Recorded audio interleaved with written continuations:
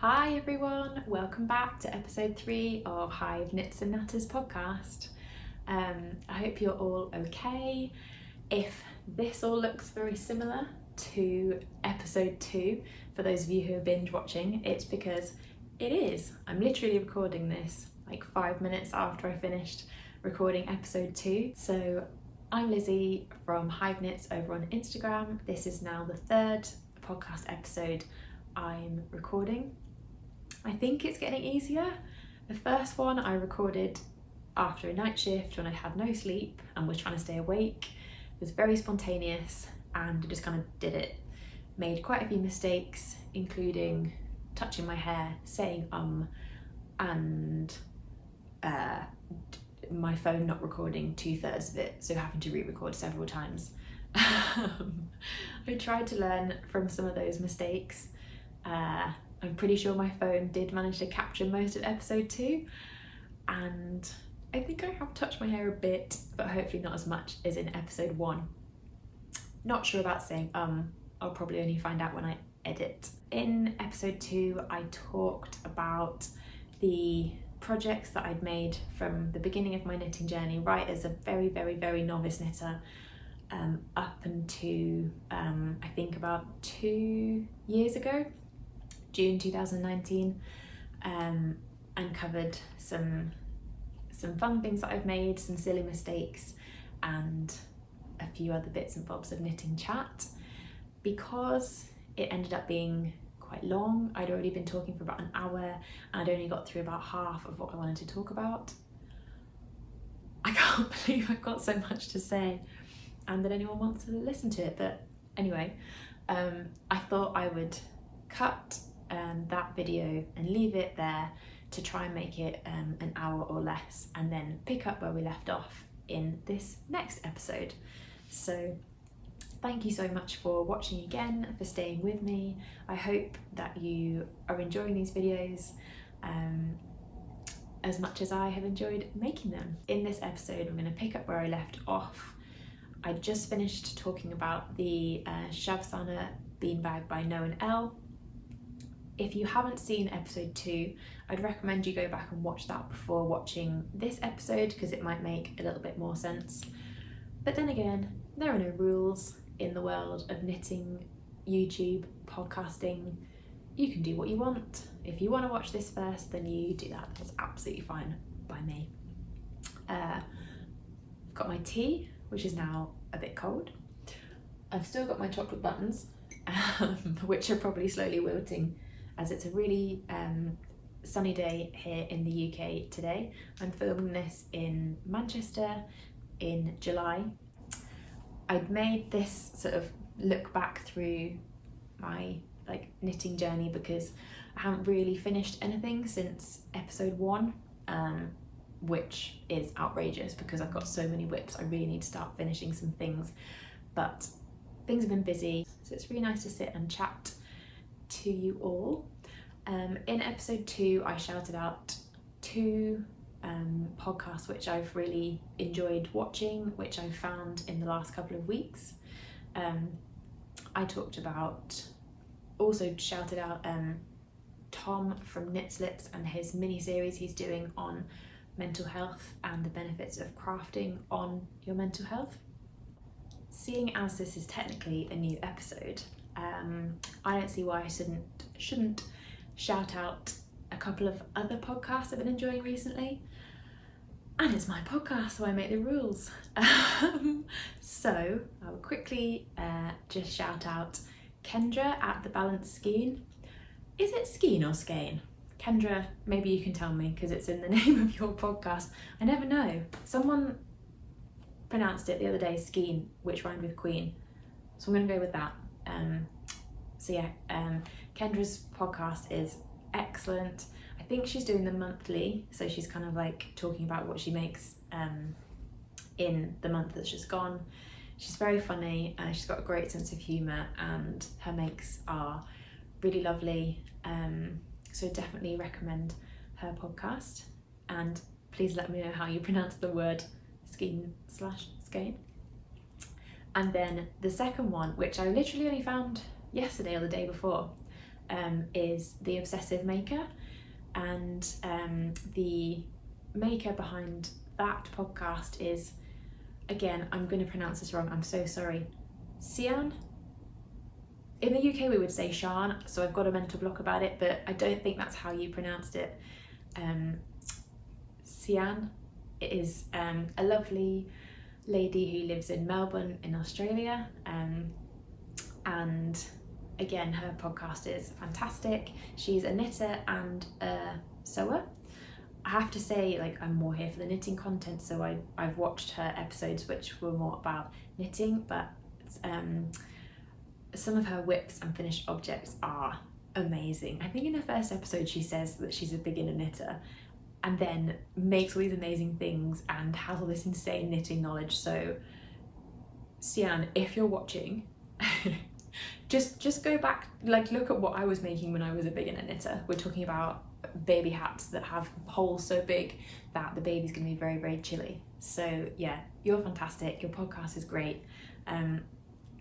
I found her through Caroline's Knits. Caroline, thank you for the recommendation, and I in turn recommend the Obsessive Maker podcast to all you guys. So that's all the podcast chat. Let's pick up from where we left off. So the next thing I'll talk about in my look back through the things I've made since I started knitting is going to be something I made in October of 2019, and that is the Bubblegum Bobble sweater, which is a Paintbox pattern, which I'm pretty sure was free at the time. This was the first sweater pattern I ever made. I'd made the Hero Cardigan before, but never made a sweater before. So it's knitted flat in panels and then sewn up, front, back, sleeves, then you add the neckband. It's obviously meant to be made with Paintbox yarn, that's the point of the free pattern, I assume. But I didn't use Paintbox yarn, I'd got some yarn from Aldi of all places.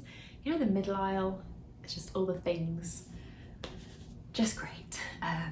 Yeah, had been to Aldi, and on top of my grocery shop had come out with 2 massive skeins of yarn.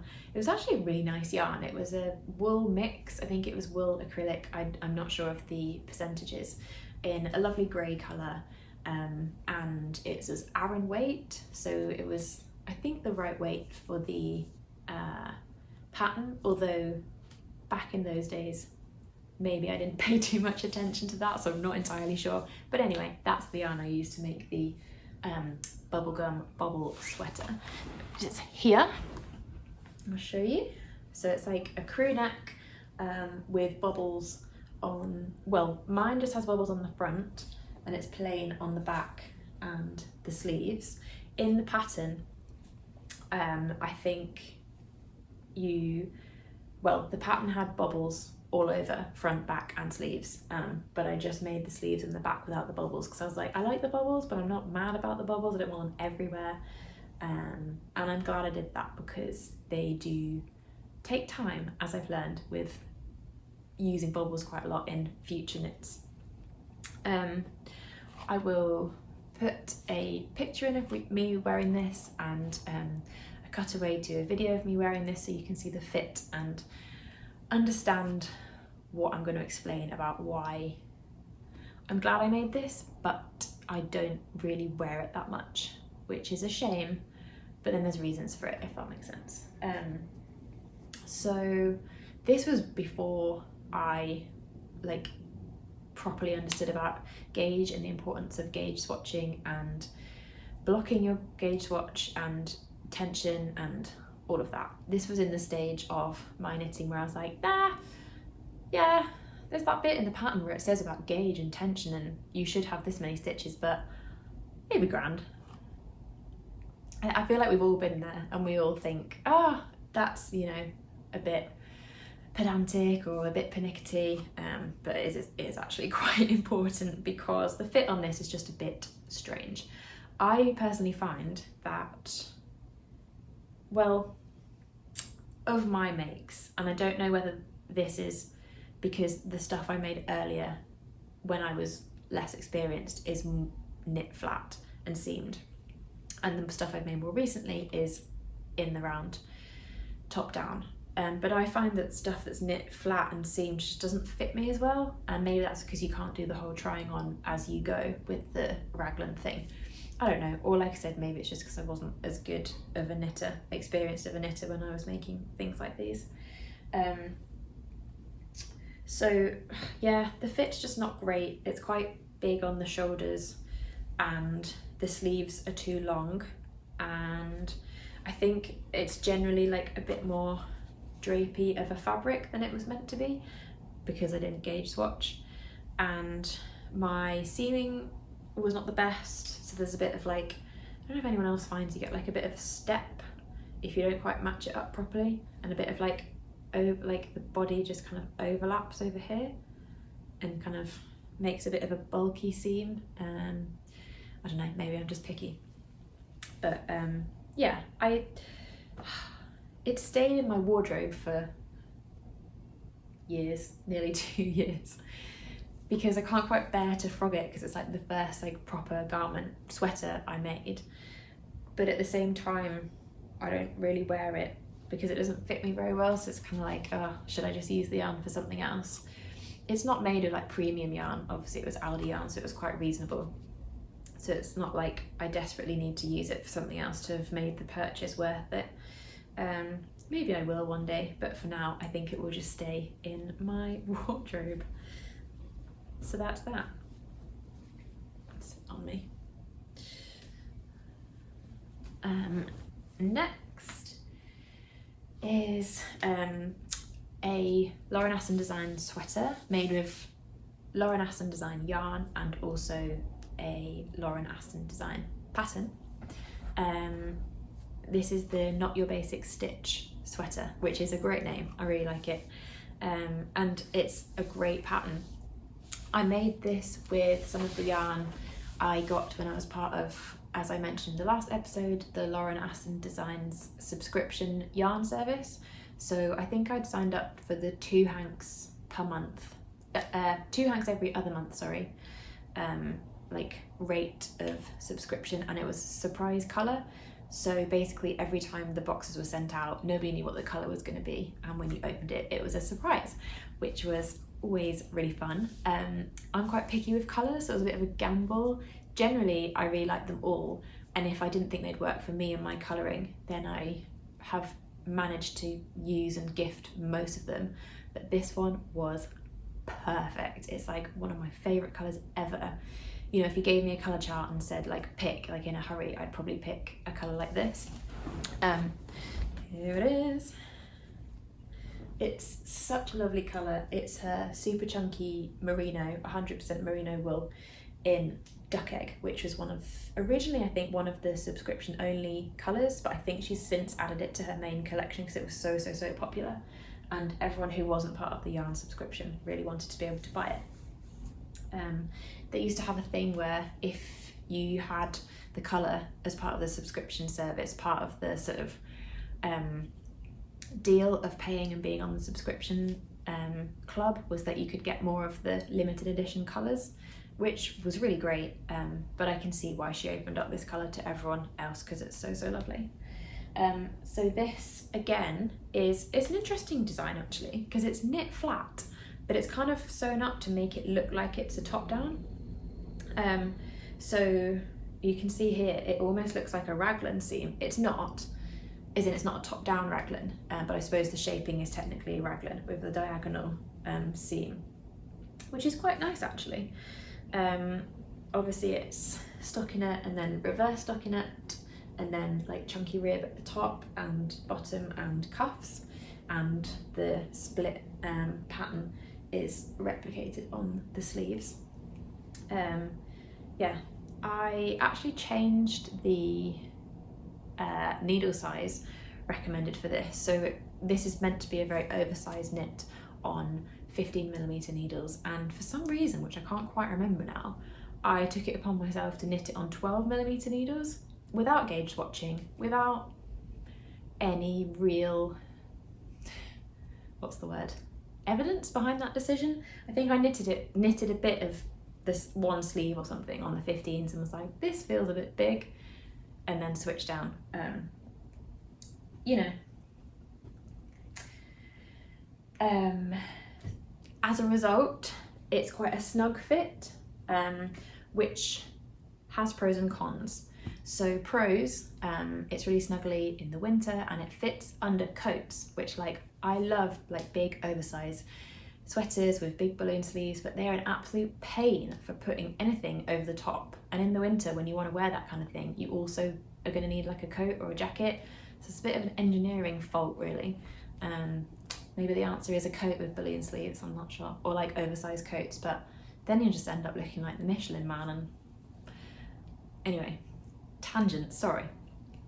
So yeah, they're the benefits, but the cons are, it's meant to be like an oversized knit, and it's not really that on me. It fits, don't get me wrong, and it's a nice fit, and to be fair, I've never blocked this properly, you know, like soaked it and pinned it out to dry. So maybe if I did that, it would grow a little bit and be less of like a super snug fit.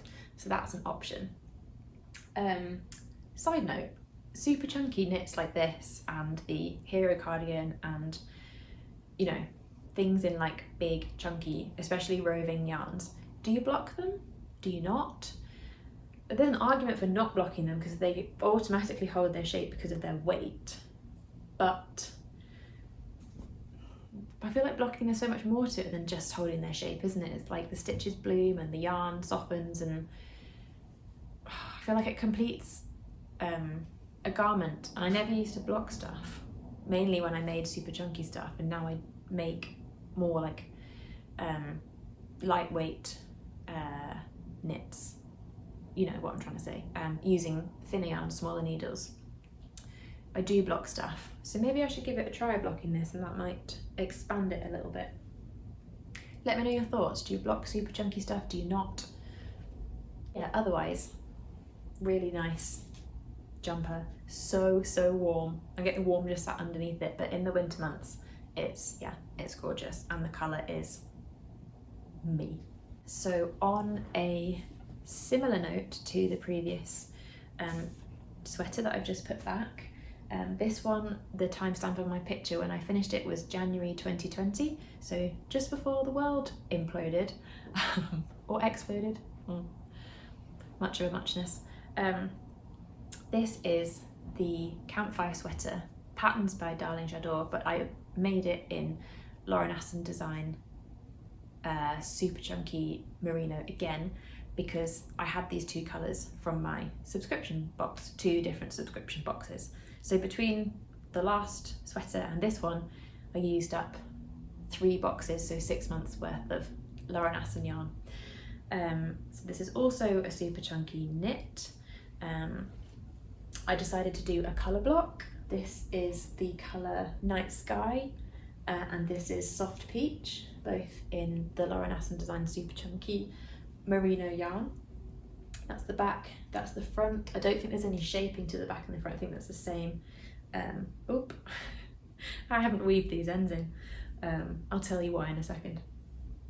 But I really like the combination of colours. I remember seeing them together like in my stash and thinking, yeah, that's really nice. It's like, I don't know, you'd see colours together like that in a shop, wouldn't you?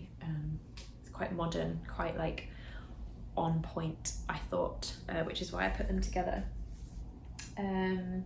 So again, this was knitted flat in panels, and then you can see it's got like the drop shoulder and then sewn on sleeve there. Again, I didn't gauge swatch for this because I thought that was below me. No, I'm kidding. I just didn't. I was too excited to start. So again, it's a bit of a snug fit. But again, I haven't fully wet blocked it and left it out to dry and pinned it to desired measurements, so maybe it would grow. Yeah, I think the sleeves particularly, the armholes are quite a snug fit. So maybe a block would do the world of good for this. But otherwise it's a really nice make. It's just very heavy because of the super chunky yarn. I was so excited to wear this because I was just so proud of it at the time, and still am, that the reason that none of the ends are sewn in is because as soon as this was done, and I think I spritz blocked it just as a notion of this is what I should probably do. I remember laying it out the night before, and the next day Pete and I were going to the Harry Potter World Warner Bros studios in London, and I was like, I want to wear it, I've made it, we're going for a day out, I'm going to wear it. So literally picked it up off the floor the next morning, out the door on the train, and that's why none of the ends are weaved in. And apparently nearly 2 years later I still haven't weaved them in. Well, just over 1 year, 1.5 years. Yeah, so some there, some hanging out the sleeve. I think I must have just tucked them in. I feel like that's the knitting equivalent of, like, it's just sloppy, isn't it, that, and lazy, and I was just really keen to wear it. So I'll put a picture up of me wearing this at the Harry Potter studios. So we really are on like sweater train now. You can see that my like knitting journey went like, ooh, accessories because they're little, and then super chunky, and then sweaters, and then we'll stick with sweaters. I feel like we're about to see where I stopped making things super chunky. I've just picked this one up, and this is definitely like a finer knit. Show you. It's a bit creased where it's been folded. This is my York sweater, again pattern also by Darling J'adore. I made this straight after I'd finished the Campfire sweater, so I was like on a bit of a roll with her patterns. The timestamp of when I finished this one was April 2020, so yeah, I feel like this is like a lockdown one make. Like, that's what I think about in my head when I think about this. Do you do that when you like look at your makes? You're like, oh, that's what I was doing, that's what was going on in my life when I made that. Like the Campfire sweater that I just showed you, the blue and pale cream one, I was doing my like entrance exam to start GP training when I was making that. Yeah, it's funny, isn't it? But this one, yeah, April 2020, so I was making it like during the first lockdown. This is made with Wool and the Gang Feeling Good yarn, which is a really lovely yarn. It's kind of similar to Drops Air, which I talked about and used on projects in episode 1. The composition is, consult the notebook, 70% baby alpaca, 23% nylon, and 7% merino wool. And this is in the colour Mellow Mauve from Wool and the Gang. I got this yarn as a birthday present from Pete, so I would have got the yarn in January. My birthday is January, and then basically got using it straight away and finished this in April. So this was my first top-down raglan pattern. I think I was making the Campfire sweater and was looking at Darling J'adore's other pattern, and then saw this one and was like, oh my god, and then saw loads of top-down raglan patterns on Instagram and was like, wow, this is definitely the way to go. And it just opened my eyes up to a whole new like world of technique and better fit. And the number one thing that drew me in was no seaming. A couple of ends to weave at the end, but apart from that, like no seaming. So that's what really got me, I think, with this one. And I've been bitten by that bug ever since, because I hate weaving ends, as you can tell by the fact that I went to London without weaving any ends in that Campfire sweater. So what else to say about this? It's the pattern is written for Aran weight yarn. 4mm needles is recommended in the pattern. So I'm just looking at my notes, because this sweater I did actually gauge swatch for. I think it was probably the first time I ever did a gauge swatch. Didn't block it, didn't quite get to full 100% knitting. What are we on now, like level 10? I'd say making a gauge swatch and not blocking it is probably like level 5 or 6 maximum. You're kind of getting it, but you've done half a job.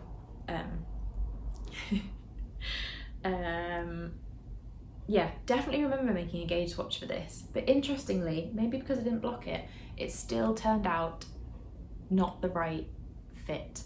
It's not a bad fit, but essentially I remember making the raglan, and according to the pattern I'd finished the raglan, and I remember looking at it and thinking, huh? Like, that's meant to be covering my, you know, it's meant to go all the way down to where essentially where the armpit of your garment would sit, and then you would split the sleeves and carry on with the body. And like, I just knew it was way too small. Like, it wasn't right at all. Laid it out, measured it, was nowhere near where it should be. So I think essentially this yarn, the Feeling Good yarn, is absolutely lovely. It's so soft, like, yeah, it's a really lovely yarn, but I don't think it was a very good substitute for the recommended yarn of the pattern, which was it said worsted or medium weight yarn, and the one Darling J'adore used was Peyton's Classic Wool Worsted 100% wool.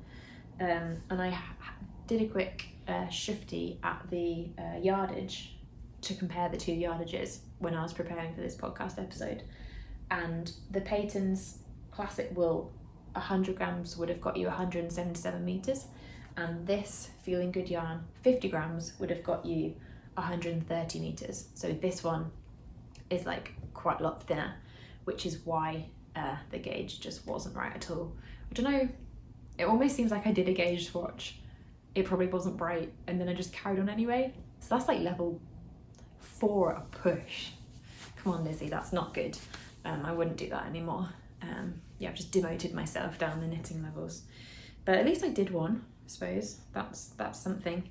But essentially, because the beauty of the top-down construction was that when I had finished the raglan according to the pattern, it was too small, so I just carried on and carried on and carried on, and then could just make it bigger that way. Whereas if this had been made in panels, I couldn't have done that, and I'd probably have had to frog and restart, because the width, you know, when you knit in panels, your width is fixed, whereas this top-down style, you essentially just do more and more rounds, more and more increases, and it'll expand and expand until you've got your right width.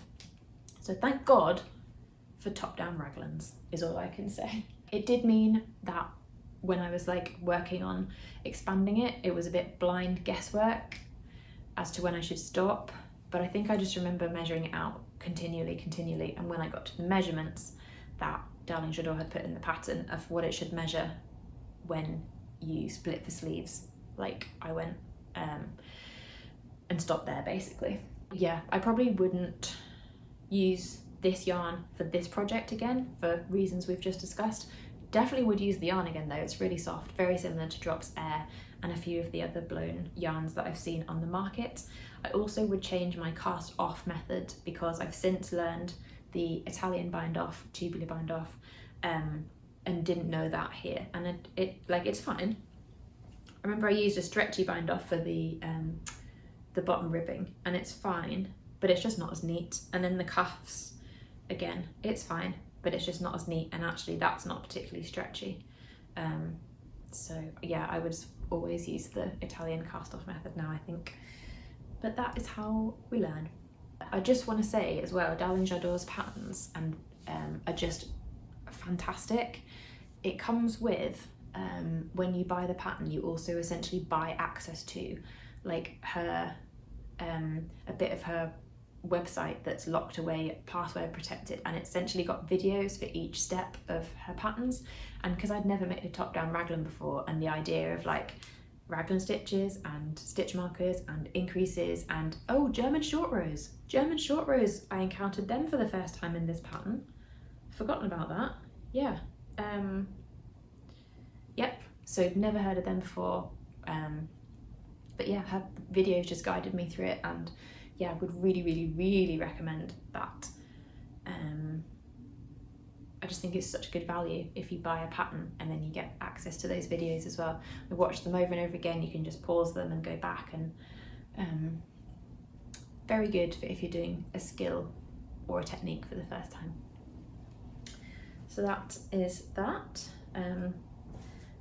That picture that I put up of this on the green stripy blanket, by the way. I remember being absolutely buzzing because on Instagram, Wool and the gang like used my picture on their feed. Life made, absolutely life made. So the next thing I made, which I'm going to talk about, was also finished in April 2020, and it was the Bamsesweater or teddy bear sweater by Petite Knit. So essentially I've made this to use up some of the leftover Aldi yarn I had, which I used to make the Bubblegum Bobble sweater, and I made this for Pete's sister had a baby last July, and essentially made this for her little baby. It was far too big when I made it, but he will grow into it, I'm sure, and it's dead cute because his name is Teddy and it's a teddy bear sweater. I remember I was so excited about the top down raglan technique that I just wanted to use it again, and I found this sweater pattern for a baby. So yeah, it was good practice, and because it was tiny as well, it was like everything was a lot quicker, and then embroidering on the little teddy bear face afterwards was just super cute. Again, I'm a big fan of Petite Knit patterns. I think they're really well written, come in all different languages. She explains things very well. No complaints about that, and he looked very cute wearing the teddy bear sweater. There's not that much to say about that, so that's why that's been quite quick, and I don't have it with me because I gifted it to him. So the next thing I have to show you is a test knit. I think the next three things, the last three things, are all test knits. I went through a phase of doing quite a lot of test knits in the summer of 2020. I think at the time, obviously, we were all at home quite a lot, and I was working part-time in what should have been like a gap year between foundation training and starting GP training. I was meant to be working for 6 months and then travelling to South America for 6 months with one of my best friends. Shout out to Handmade by Rachel on Instagram. Yeah, we were meant to be going travelling together, and obviously COVID hit, everywhere shut, and we didn't go anywhere. So I had a bit of extra time during this summer before I started like my full-time GP training. So I think that's why I did a few test knits. I did kind of three, one after the other. And the first one, which I finished, was this lovely little camisole. It's really cute. It's called the Desert Dusk Top. And this was designed by, I'm really sorry, I'm probably going to pronounce your name wrong. I want to say Ahiba.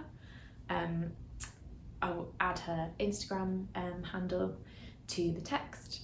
But she is a really lovely knitwear designer. She's recently actually released a kit with We Are Knitters, which is fantastic. Like, so many congratulations on doing that. That's amazing. The beautiful, I think it's like a tulip pattern top that she's released with them in cotton. Just beautiful. Like, please go and check that out and support her. But this was one of her first designs, I think, and she contacted me along with a few other knitters on Instagram and asked if we would test knit the design for her. And it's a really clever design because, like, that's one side of it, which is really pretty stitch, but it's actually reversible, so you can flip it inside out and like makes a whole other top to wear. I can't remember what she calls this stitch, curly rib or something, I think. But yeah, it's really pretty, such a clever design. I think she's made a few other things with the same stitch pattern, like a slip over and stuff. So I definitely recommend checking out those patterns from her. This is made with We Are Knitters, the cotton in natural, which I had just left over in my stash, I think. I can't remember how many skeins it used, maybe 2 or 3, not many, because obviously it's only a little top. It was on quite small needles, I want to say 3.5mm perhaps, but it's like a lovely little lightweight summer top that I really enjoy wearing. I'll pop a picture of me wearing it on a sunny canal walk last year when lockdown was lifting ever so slightly. The next thing that I test knit last summer, I'm actually wearing, and I absolutely love this knit. I wear it like so much in the summer. I think this summer there's like considering we haven't had great weather, it's maybe like the 4th or 5th time I've worn it, and I just thought, oh, it'd be really appropriate to wear it for the podcast. This is the Seasons Change Cardigan by Melanie at the Knit Stitch, and you'll probably recognise it because I'm making a second version in pearl grey colourway, and that was talked about in my first episode, and I showed a picture of me wearing this one as well. So this is made with We Are Knitters, the cotton in olive, and I just absolutely love this colour. It's just, well, I love anything like this anyway with my hair. Like, I think it's a redhead friendly colour. I love greens, I love blues, and yeah, it's just beautiful. The pattern is just so fun, like the beautiful lace you can see just really like looks so nice. Just you can see a bit of skin through. I think it just shows off the pattern so nicely. This is Melanie's trademark leaf stitch. It's the same on the back as well, you can see. And then like just plain stockinette up the front, which I think is just so nice. It's just not too much. The sleeves are half stockinette and half leaf, with twisted rib on the cuffs and the bottom ribbing, and then mine's curled over a bit actually, it probably needs reblocking, but it does have like a garter neckband as well. This was, I remember so clearly, the first time something clicked in my head. I went up a knitting level and I blocked my gauge swatch. I think I knew I'd have to, and it probably said in the pattern, because before you block it, like the lace doesn't really come out and you can't, it doesn't open up and you can't tell if you've got the right gauge or not. I remember seeing, this was actually the first test knit I applied for, I think, because the Desert Dust little cami was quick. I finished that while I was still making this in the background. This was the first time I actually ever started and like asked to be a test knitter for something. I remember seeing Melanie like show her version, the original version on her Instagram, like the cinnamon orange colour, and I remember being like, wow, that's beautiful, I really want to try and test knit that, and like really luckily she said yes. I ended up making it a little bit longer than I test knitted size small, but I preferred the length on the large, and I'm glad I did that now, because it's like a nice, you'll see when I show a cutaway that it lands in like a nice like flattering length, I think, kind of like not like waist or hip, kind of like lower bum. Is that technical? No.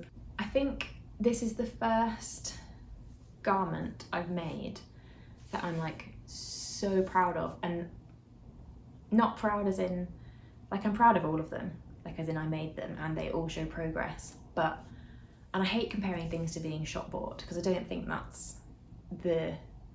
this gold standard you should necessarily compare your hand knits to, because they're just not the same thing. Like something that's been machine made and handmade, like why would you compare those two things? But if it makes sense at all, like this is something I feel like I would buy, and I think that's what I mean when I say, oh, it could be shop bought. Like I think I would see this in a shop and be like, I will buy that and I will wear it, and I would pay my own money to like have that and wear it. And I think this is the first time, and there have been a couple of others since, that I've thought, yes, I really like that, and I've got so much wear out of it. I absolutely love the pattern. I know Melanie's gone on to make loads and loads and loads of other patterns.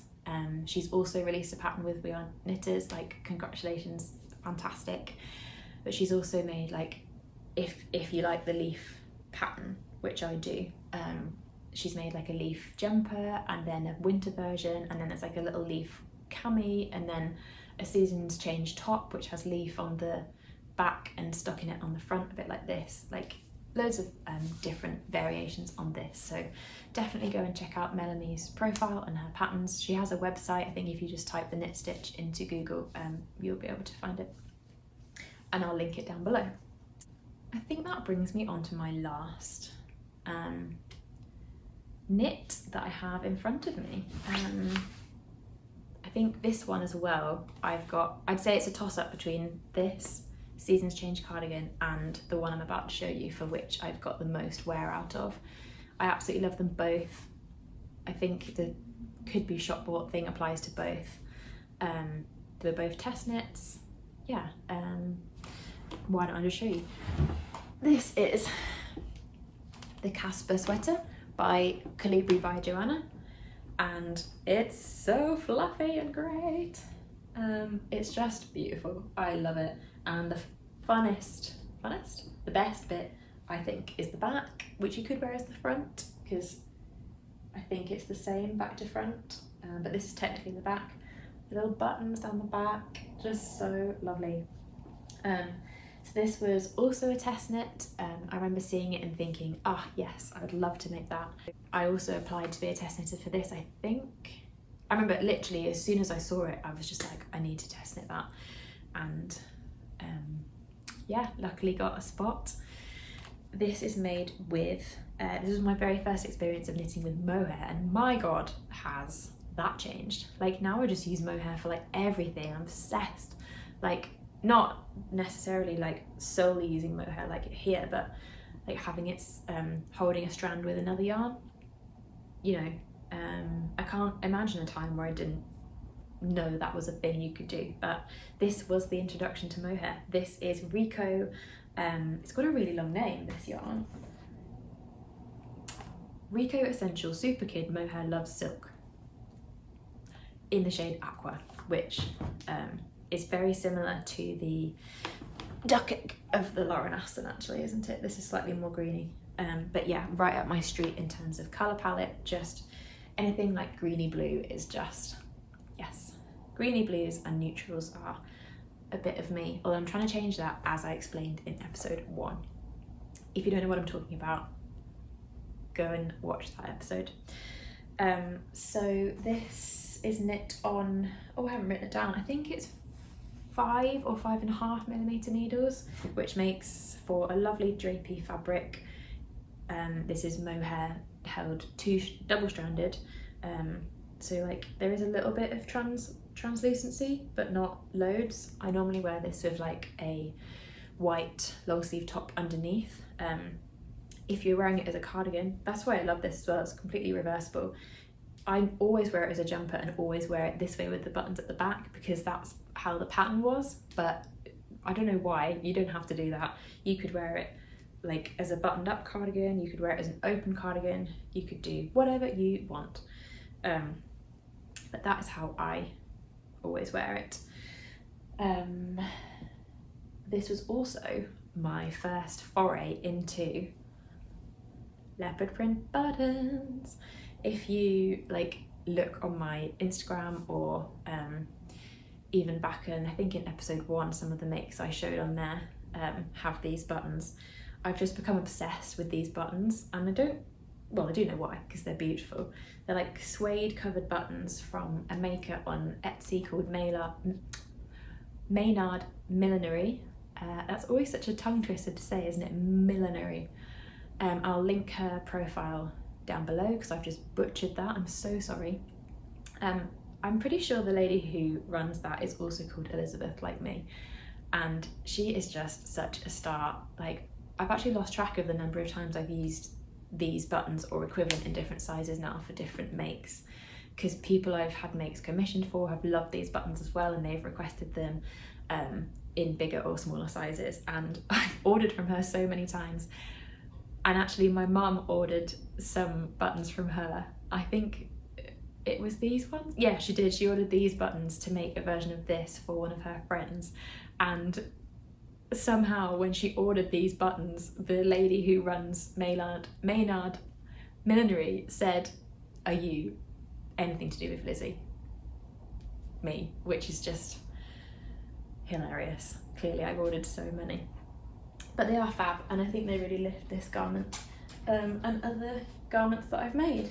So if you're in the market for a fun button, check out her profile on Etsy. What else do I want to say about this? Yeah, I'd absolutely love to make this in another colour. My mum has made one in Drops Kid Silk Mohair in like the North Sea colourway, which is like a beautiful like stormy sea bluey green, right up my street, and hers is beautiful. She's got little glass buttons down the back and it's really, really lovely. And then she's made one, like I said, for her friend in like a shocking like coral pink, which is just, again, so different but amazing.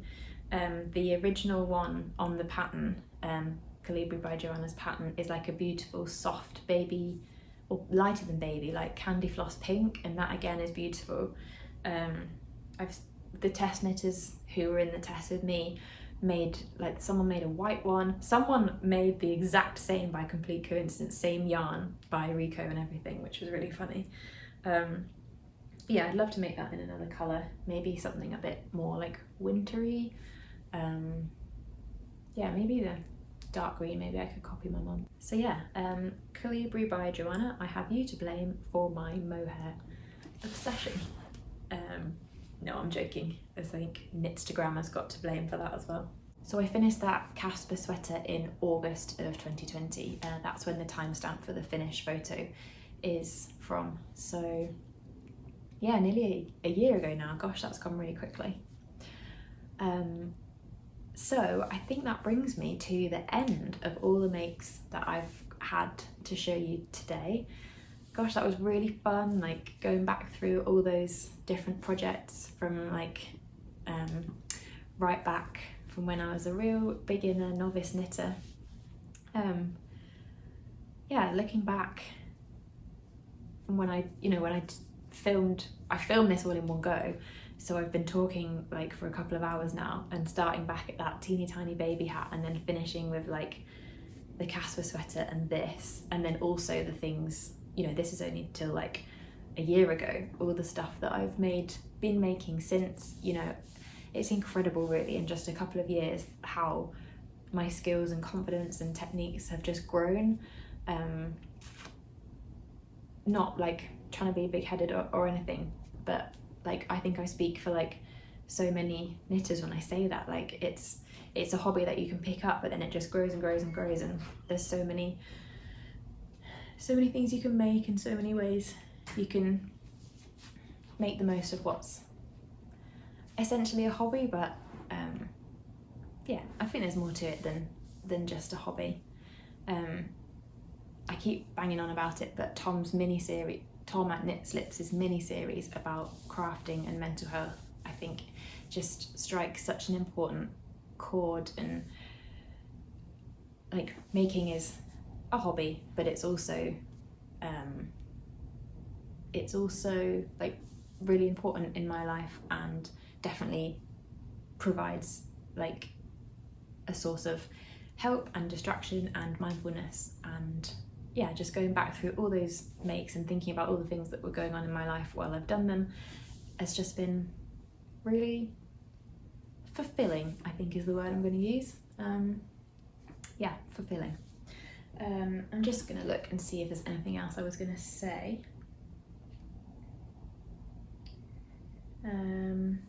Nope, definitely no other projects.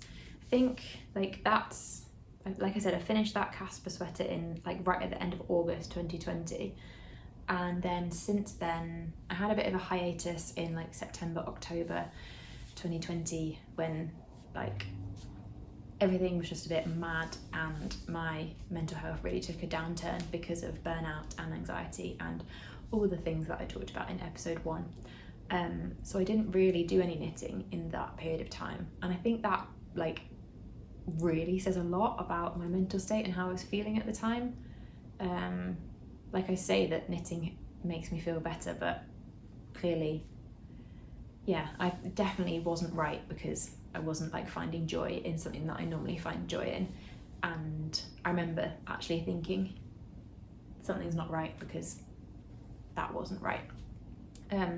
But then I picked it back up again in like November last year when I was staying at my parents, and as previously discussed, like started trying to maybe design something of my own, and that really like gave me the spark I needed to try and get back and like picked up my spirits a little bit. Obviously everything's still a bit crazy and was still a bit crazy, but yeah, that definitely helped. And then yeah, the stuff I showed you in episode 1, I've kind of had some of that on the go for ages, which is really bad, but when you have 8 whips, some of them are gonna be quite old, aren't they?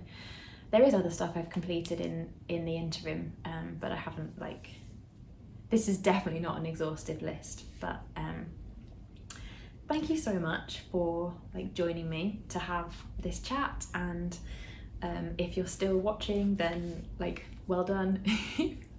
Come all the way through this with me. I really hope you've enjoyed it.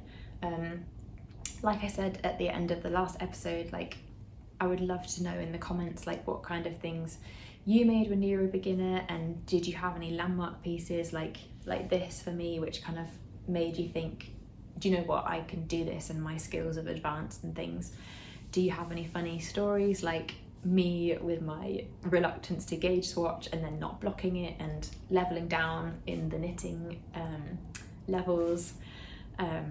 Yeah, I'd love to hear if you have any similar experiences. I really love it when you leave comments. It's really fun to read through them and kind of chat with people who I've never met from all around the world. I've had such lovely comments from the previous episode, so thank you so much, and if you leave a comment I will do my absolute best to get back to you. I'm really sorry if I missed anyone, but I think I have replied like personally to most of them. If you like this content and you want to see more, then please subscribe, and then you'll get a notification when I make a new video and upload it.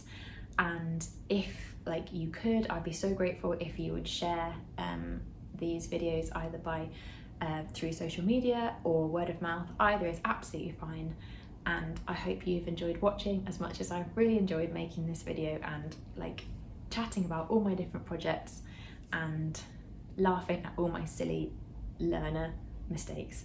And not even learner mistakes, I still make mistakes now, to be honest. Yeah, even last night I was doing like a raglan, probably distracted because I was trying to watch the football as well, and realised I just missed an increase of one of the raglans and just looked a bit silly. But like, the point is we all still make mistakes even when we're not like novices anymore. Anyway, time to be quiet. Thank you so much for watching. Hope to see you all again soon. Actually, one last thing, I had a thought like where I could go with this podcast and what I could do with it. I definitely want to still be doing like what's finished objects, whips, acquisitions, and a bit of chat, like the kind of what seems to be the standard format of podcasts, because I love watching that kind of thing, so I would love to make that kind of thing as well. I wondered what you thought about doing a little feature of like Hive Knits and Natters with, and then having another maker, creator, probably knitter, because that's like who I tend to interact with, and just like having a bit of a chat with them. I loved Tom from Knit Slips. God, I'm really fangirling you, Tom, sorry. His like interview podcast that he did. I don't know if I have the technical ability to do that. It might just be like send people some questions in advance, and like maybe they could video their responses and they could be on the podcast. I don't know exactly what form it would take, but I wonder what you would think about that. It would be a way to showcase like other makers and designers, like small makers and designers, because I really enjoyed Laura from Penrose Knits doing her feature shouting out like small indie designers, because I think we all know when we're on Instagram and scrolling through, like there's a lot of the same stuff that keeps coming up, and I actually don't mind that, because for example Petite Knit or My Favourite Things Knitwear, they are very big designers with a very big following, but equally I love seeing like multiple sweater cardigan number 4s, for example, because I love seeing people make them in different yarns and the different takes on it. So I don't mind all that stuff coming up, but like I don't like the idea that it's at the detriment of like smaller indie designers and having their stuff seen by people. So maybe this would be another way to like help to showcase smaller designers and fellow makers. So let me know what you think. Let me know if you'd like to be featured, I suppose. Yeah, I'll see how that idea grows. So yeah, I think that's all from me. Take care everyone, have a really nice day, and I'll see you next time. Bye.